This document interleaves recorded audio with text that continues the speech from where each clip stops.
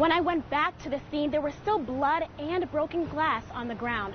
I spoke to a local father who told me he was on his front porch playing with his kids when they thought they heard fireworks. Then they looked to the side and saw two people lying on the ground. We spoke to neighbors and people who live nearby to the fairgrounds, and they told us they were not shocked to hear that there was a call about a suspicious person walking near the creek. One neighbor told me that after she heard the gunshot, she ran outside of her home, and when she got to the porch, she said she saw one boy running and screaming from the home, saying that his brother was inside and dead. And you mentioned local and community, and that's what this kickoff is all about. You see all these snacks on the table. We also see chairs at the pool. You're about to hear police recordings that will take you into the moments of the chase and the shooting. You will hear what was happening on the ground as police tried to help an injured officer and find the people who were involved. One woman I spoke to says she is now terrified the gun that was stolen out of her car could be used to hurt someone. It was taken right out of her driveway, and LMPD says this is happening in waves across our city, and the consequences could be deadly. Neighbors told me imagine what the aftermath of a tornado looks like, and that's what they woke up to Saturday morning. Neighbors described what happened at this home on the 1000th block of Beecher Street as horrific. They said they saw one of their neighbors, a woman, trying to escape from the fire. Some said they do think about safety while they're sitting in the stands. Others said they don't have a care in the world while they're watching their favorite teams. Either way, how they watch their favorite sports could change in the future. The Urban League Gala is filled with good vibes, good food, good drinks, and a great energy because it is all for a great cause and organization. I'm going to take you guys into the room where all the magic is happening. Miss Kim Scallon, she said that Oliver, her cat,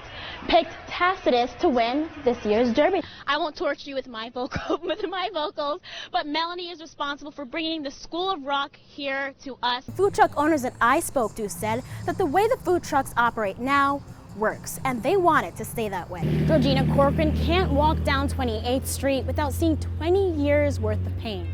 She lost 5 men in her family due to gun violence, but every day when she opens the gate to her home, she sees years worth of love. On 28th Street, you'll hear the echo of jazz music from 6 a.m. to 11 p.m. Play a lot of jazz because jazz soothes the soul. 75-year-old Georgina Corcoran says she needs the soothing around the clock. I begged God to take me for the first year my son was gone because I didn't know how I was going to manage. Her son Gregory was shot and killed a few blocks away 20 years ago. To manage, Corcoran turned her front lawn into a memorial. He was killed in 92. The mourning never stopped. Her grandson Brad was shot and killed in 2006. Brad's brother Brandon 10 years later. 3 months after they killed Brandon, they got Quan and they shot him 21 times in his car on Osage. Brandon's dad died from a massive heart attack after visiting his son's memorial. You steal somebody's car, you can get another car. But you steal a person's life, you can't get their life back. When family members stop by, it's gonna be okay. It's gonna be okay. Corcoran says it gives them hope that the 3 of 5 unsolved murders will be closed. That's the one they murdered Halloween night. I can never let people here forget what happened to those kids because these were not bad kids. Corcoran says she can't leave the block filled with painful memories. You can't just up and go if you don't have the money for that. So she moves her angels in and out of the house, hanging and easing her pain. You have to get a grip somewhere down the road because you don't leave, you don't get away from this. I'm the last one. The last resident to move out of the largest homeless camp in Louisville is a man who calls himself Playboy. Here in Louisville, this has been undisturbed land for quite some time.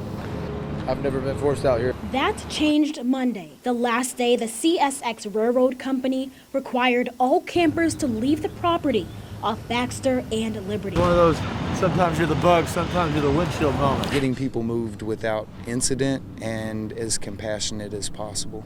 Jeff Gill with the St. John Center for Homeless Men and other outreach workers came to the site every day for a week to give emotional support and housing advice to the residents forced to move. It plays a huge emotional impact and it triggers anxiety. Playboy has lived at the camp for nearly 2 years. Gill says it's emotionally draining for campers to move or lose their belongings. When you have nothing, having something that means something to you means everything. Gill's goal was to make sure the move was as painless as possible.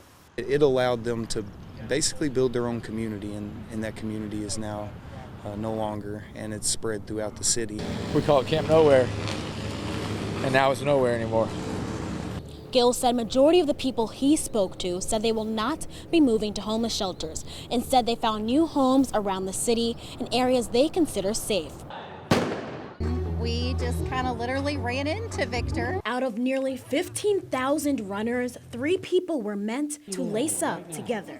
It was shocking because, I was attempting to run it by myself no matter what. Amanda Daly and her dad, Steve McCarty, saw Victor Standifer blind, alone, and faithful at last year's marathon. Saw your cane in your hand, your stick, and so we just went up to him. We said, "Hey, are you running with anybody?" And he said, "No." He said, "What's your pace?" We were going to slow Victor down. He didn't want no part of it, so he's going to take his chances without us. Victor took a chance with 2 strangers. And he literally has blind faith. We had the bump system going. I bumped his left and Amanda bumped his right the whole race. This year, Victor was shocked when the duo called and wanted to help guide him again. Sometimes you don't hear from people. They just blow you off because one-time thing, they don't see you no more. I'm just blessed to run them with again, you know what I'm saying? A friendship I can always have.